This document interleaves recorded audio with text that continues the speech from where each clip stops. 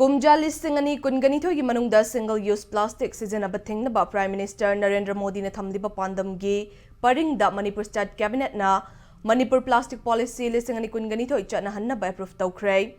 Plastic sijanabada regulate tawduna makhal khudingi plastic waste thingnaba gi pandam thamliba policy asi chana hannaba ngarang midang wairam Chief Minister N Biren luchingduna famkiba cabinet na warep lawkhibani.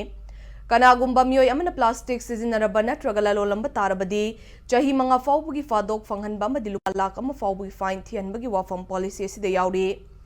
Ngarangi cabinet mifam aduna laingakki 100 days program gi progress adu yangshinke.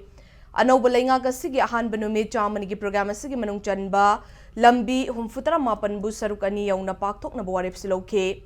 Lambi humfutara mapan asigi manung de yangkai gataret na Greater Imphal area dani Tara na Tampaki District Headquarters Singdane aduga Tara ganithoy na Chingi District Headquarters Singdane. Cabinet mifam aduna Manipur Tourism Policy lisingani kun ganithoy se approve tawke. Policy asina status the tourism chawkhat handuna thabak pinaba santhok lambi leihanaba invest chawhanaba madi lainga ki revenue hengat hanaba pandam thamle. Chief Minister ki Secretary ta